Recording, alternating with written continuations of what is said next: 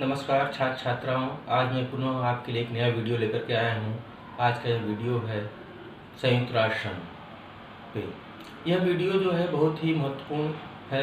इसमें आपको जो बच्चे BA BSc के छात्र हैं, 6 सेमेस्टर के छात्र हैं, रक्षा एवं स्ट्रैटेजिक अध्ययन के, MA MSc स्ट्रैटेजिक अध्ययन के छात्र हैं, साथ ही साथ जो सिविल सर्विसेज की तैयारी कर रहे हैं एवं जो विभिन्न प्रतियोगी परीक्षाओं की तैयारी कर रहे हैं, उन सभी के लिए बहुत ही उपयोगी होगा। तो आज मैं बताऊंगा कि संयुक्त राष्ट्र संघ की स्थापना कब हुई, संयुक्त राष्ट्र संघ के उद्देश्य क्या हैं, उसके कौन कौन से अंग हैं, इसके मुख्यालय कहाँ पे है। तो इन सभी चीज़ों पे आज हम चर्चा करेंगे। आप ध्यानपूर्वक देखिए और इस पे नोट्स बनाइए। सबसे पहले मैं बताऊंगा कि संयुक्त राष्ट्र संघ की स्थापना 24 अक्टूबर 1945 को हुई। तो आप जानते हैं कि द्वितीय विश्व युद्ध जब हो रहा था तो उसके बाद से यह महसूस किया जाने लगा कि विश्व में एक ऐसी अंतर्राष्ट्रीय संस्था होनी चाहिए जो विश्व के तनाव को दूर करे और विश्व में शांति की स्थापना में सहायक हो।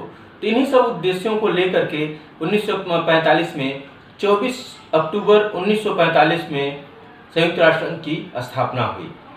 तो आप लोग नोट करेंगे कि 24 अक्टूबर 1945 संयुक्त राष्ट्र संघ की स्थापना हुई। अब मैं बताऊंगा कि उस समय जब स्थापना हुई तो उससे मात्र 51 राष्ट्र यानी 51 राष्ट्र थे, जिसमें भारत भी संस्थापक सदस्यों में शामिल है।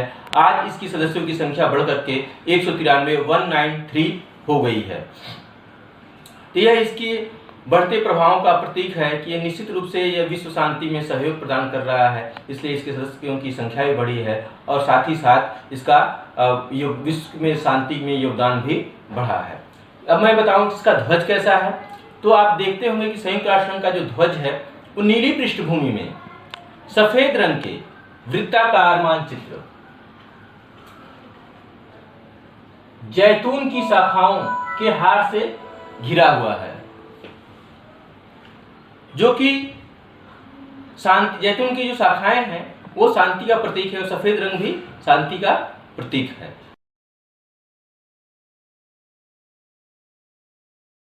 नोट करें कि झंडा 1947 में अंगीकृत किया गया। संयुक्त राष्ट्र संघ की जो आधिकारिक भाषा है वो 6 आधिकारिक भाषा है, जिसमें उसका कामकाज होता है। तो उसके बारे में बताऊंगा कि जिसको उसकी मान्यता मिली हुई है। वो जो 6 भाषाएं हैं वो हैं अरबी, चीनी, फ्रेंच, अंग्रेजी, स्पेनिश, रूसी।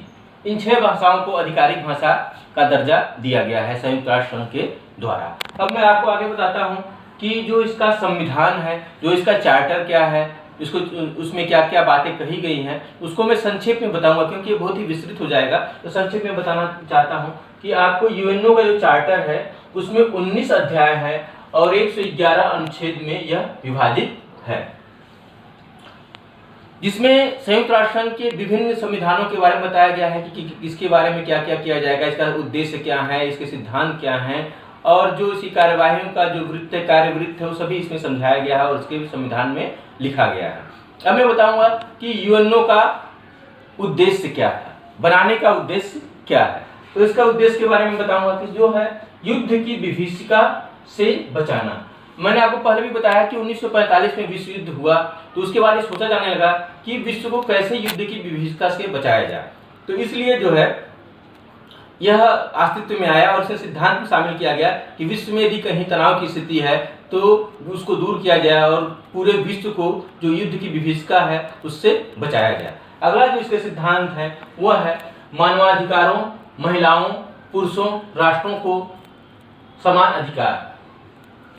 अर्थात जो विश्व में मानवाधिकारों का हनन हो रहा है, विभिन्न राष्ट्रों में महिला और पुरुषों में जो भेदभाव हो रहा है, तो उन सबको और जो विभिन्न राष्ट्रों को अलग अलग अधिकार है, जिसको किसी को बहुत सारे अधिकार नहीं प्राप्त है, उन सभी को समान अधिकार को दिलाने में संयुक्त राष्ट्र संघ का अमूल्य योगदान है। यह भी उसके उद्देश्यों में शामिल है। अगला जो है वो है शांतिपूर्ण उपायों से अंतरराष्ट्रीय विवादों को सुलझाना। अर्थात यदि कोई भी किसी भी 2 राष्ट्रों के मध्य, किसी 2 समूहों के मध्य कोई भी ऐसा विवाद हो गया जिससे युद्ध की स्थिति हो तो उसको शांतिमय ढंग से संयुक्त राष्ट्र संघ सुलझाएगा। यह उसने अपने उद्देश्य में शामिल कर रखा है।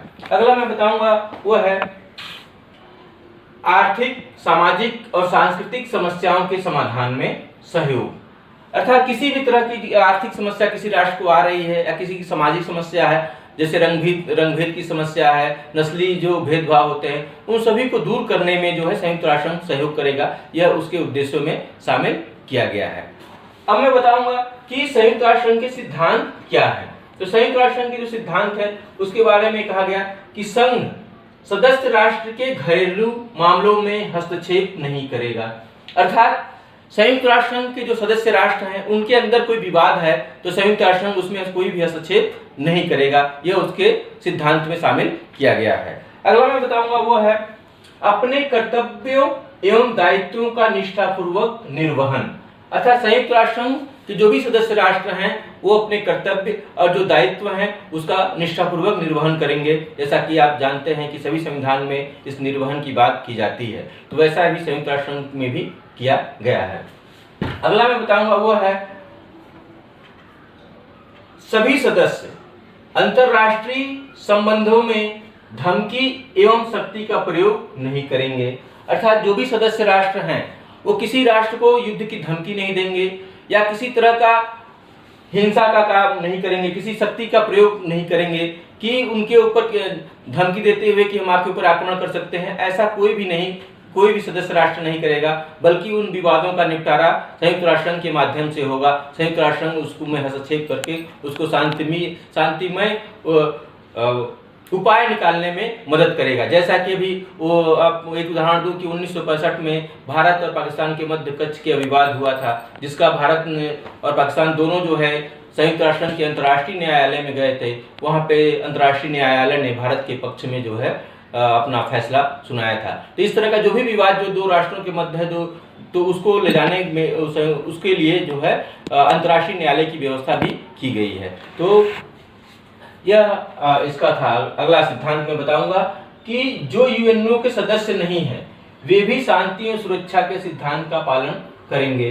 अर्थात जो सदस्य राष्ट्र जो राष्ट्र संयुक्त राष्ट्र के सदस्य नहीं है वो भी जो संयुक्त राष्ट्र के शांति एवं जो निशस्त्रीकरण के जो सिद्धांत है वो उसका पालन करेंगे। ऐसा नहीं कि जो संयुक्त राष्ट्र के सदस्य राष्ट्र वही पालन करेंगे, जो नहीं है वो भी शांति संबंधी प्रस्तावों का पालन अवश्य ही करेंगे। अगला जो है वो है यूएनओ के सभी राष्ट्रों की प्रभुसत्ता समानता के आधार पर हो। अर्थात जो जितने भी यूएनओ के राष्ट्र हैं उनकी सभी प्रभुसत्ता समानता के आधार पर होनी चाहिए, यह भी इसका सिद्धांत दिया गया है। अगला जो मैं बताऊंगा वो है कि यूएनओ द्वारा दंडित राष्ट्र को सदस्य राष्ट्र किसी प्रकार का सहायता नहीं करेंगे। अर्थात संयुक्त राष्ट्र किसी राष्ट्र के प्रति कोई निषेधात्मक कार्यवाही कर रहा है या कोई दंडात्मक कार्यवाही कर रहा है, उस राष्ट्र को कोई भी संयुक्त राष्ट्र के सदस्य राष्ट्र किसी भी प्रकार की सहायता नहीं प्रदान करेंगे, यह उसके सिद्धांत में शामिल किया गया है। नेक्स्ट है जो है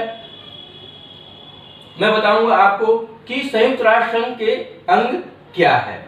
तो संयुक्त राष्ट्र जिस पे काम करता है, जो उसके अंग हैं वो उस पे क्या क्या है जो सबसे महत्वपूर्ण है, जिस पे परीक्षाओं में प्रश्न पूछे जाते हैं, इसके बारे में बताना चाहता हूं। तो जो इसके जो अंग हैं वो है महासभा। संयुक्त राष्ट्र की जो अंग पहला है महासभा, इसमें संयुक्त राष्ट्र के जो सभी सदस्य होते हैं वो इसमें शामिल होते हैं और इसमें विभिन्न सिद्धांतों और जो समस्याएं हैं उस पर चर्चा की जाती है। अगला जो है वो है सुरक्षा परिषद। सुरक्षा परिषद जो है संयुक्त राष्ट्र का सबसे महत्वपूर्ण अंग है। सुरक्षा परिषद के बारे में और मैं बताऊंगा कि सुरक्षा परिषद के जो है वो उसको संयुक्त राष्ट्र का हृदय कहा गया है, क्योंकि सुरक्षा परिषद के द्वारा ही हर तरह के प्रस्ताव पास होते हैं। और इसमें इसके जो पहले पूर्व में जो थे इस पे 11 राष्ट्र थे, 5 स्थायी राष्ट्र और 6 अस्थायी राष्ट्र, जिनका चुनाव हर 2 साल के बाद होता है। वर्तमान समय में यह 15 राष्ट्र हैं, जिसमें 5 स्थायी राष्ट्र और 10 अस्थायी राष्ट्र हैं, जिनका चुनाव जो अस्थायी राष्ट्र हैं उनका चुनाव जो है हर 2 वर्ष के बाद होता है। उनका कार्यकाल 2 वर्ष का होता है। और साथ ही साथ मैं ये भी बताऊं कि जो सुरक्षा परिषद है इसी के द्वारा राष्ट्रों में जो दंडात्मक कार्य जो बहुराष्ट्रीय सेनाएं हैं वो इसी के द्वारा ही कार्य करती हैं और इसको जो है संयुक्त राष्ट्र की सुरक्षा परिषद के द्वारा ही इसके आदेश को दिया जाता है। सबसे जरूरी महत्वपूर्ण बात ये बताऊं कि जो 5 स्थायी सदस्य राष्ट्र हैं वो वीटो पावर जिनको कहा गया, जिनको वीटो पावर प्राप्त है। तो यदि किसी भी प्रस्ताव में 2/3 बहुमत प्राप्त है, किंतु अगर 5 स्थायी सदस्यों में से किसी एक का भी जो है समर्थन नहीं प्राप्त है तो उसको कहा जाए कि इसने वीटो लगा दिया है, फिर उस प्रस्ताव पर न तो बहस होगी न तो कोई कार्रवाई होगी, वो प्रस्ताव गिर जाएगा। इस संबंध में मैं बता दूं कि जो सुरक्षा परिषद है उसमें पांचों अस्थायी सदस्यों की सहमति अति आवश्यक है। यदि कोई भी अस्थायी सदस्य की असहमति है तो प्रस्ताव पास नहीं होगा। अगला मैं बताऊं आर्थिक एवं सामाजिक परिषद। आर्थिक जो सामाजिक परिषद है वो आर्थिक रूप से पिछड़े क्षेत्रों का जीवन स्तर ऊपर उठाने के लिए कार्य करता है। अर्थात ऐसे कई राष्ट्र हैं जो आर्थिक रूप से पिछड़े हैं, सामाजिक रूप से पिछड़े हैं, तो उनका जीवन स्तर उठाने के लिए कई ऐसे संगठन बनाया है यूएनओ ने, और उसके द्वारा उनको सहायता दी जाती है और इस तरह से कार्य संयुक्त राष्ट्र कर रहा है।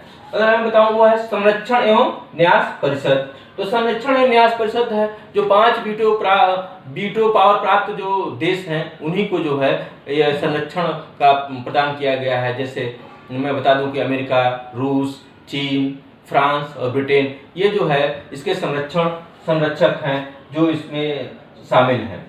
अगला जो मैं बताऊं वो है अंतर्राष्ट्रीय न्यायालय। मैंने पहले ही बताया कि अंतर्राष्ट्रीय न्यायालय जो है हेग में स्थापित किया गया है, और ये इसलिए स्थापित किया गया कि जो राष्ट्रों के मत विवाद है उसका शांतिमय समाधान किया जा सके। इसमें जो है 15 न्यायाधीश होते हैं जिनका कार्यकाल 9 वर्ष होता है, और किसी भी राष्ट्र से एक से अधिक न्यायाधीश नहीं हो सकते हैं। तो यह इसका भी मैंने भी उदाहरण बताया कि भारत पाकिस्तान का भी उदाहरण बताया कि जब 1965 में युद्ध हुआ था कच्छ के संबंध में, तो उसमें भारत के पक्ष में अंतर्राष्ट्रीय न्यायालय ने निर्णय दिया था। तो इस तरह के जो दो राष्ट्रों के मध्य जो विवाद हैं, जो उनमें किसी मुद्दे पे विवाद है तो उसका जो है अंतर्राष्ट्रीय न्यायालय में ले जाया जाता है और वहाँ पे पंचायत सुनवाई करती है और उस पर अपना फैसला देती है। अगला मैं बताऊँ आपका सचिवालय। सचिवालय जो है मैंने ऊपर भी बताया था कि इसका जो मुख्यालय और सचिवालय है वह न्यूयॉर्क में है, और इसमें वर्तमान समय में 25,000 से अधिक कर्मचारी कार्य कर रहे हैं।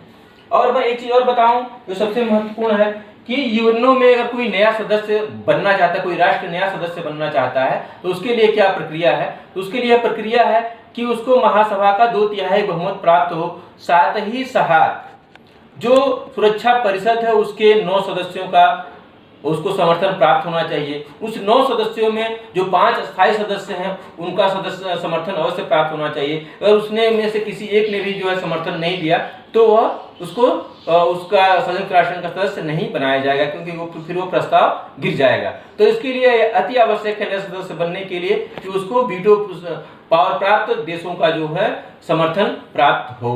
तो इस तरह से मैंने अभी इस वीडियो में मैंने बताया कि संयुक्त राष्ट्र संघ के अंग क्या है, उसके प्रमुख उद्देश्य क्या है, और ये एक बहुत ही महत्वपूर्ण चैप्टर है, बहुत ही महत्वपूर्ण टॉपिक है। इस पे आप अपना ध्यान केंद्रित करें। मैं अगले वीडियो में पुनः बताऊंगा कि संयुक्त राष्ट्र संघ के जो अन्य मुद्दे हैं उस पर मैं चर्चा करूंगा। भारत के योगदान के बारे में बताऊंगा कि भारत का योगदान इसमें क्या रहा है। इसमें एक चीज और मैं बता दूं कि संयुक्त राष्ट्र संघ का जो कुछ राष्ट्रों द्वारा ये कहा जा रहा है कि जो सुरक्षा परिषद है उसमें अन्य राष्ट्रों को भी जो है भूमिका मिलनी चाहिए, क्योंकि जो 5 अस्थायी सदस्य हैं उन्हीं को वीटो मिला हुआ है। इससे किसी भी समस्या के समाधान में वो वीटो कर देते हैं, जिससे कि जो है उसका समस्या का समाधान नहीं निकल पाता है। ऐसे कई ऐसे मुद्दे आए हैं जहां अमेरिका और रूस ने अपने वीटो के द्वारा उस प्रस्ताव को गिरा दिया है। तो इन्हीं शब्दों के साथ मैं ये कहूँगा कि आप हमारे वीडियो को चैनल को सब्सक्राइब करें और नए नए वीडियो का आप आनंद लें। धन्यवाद।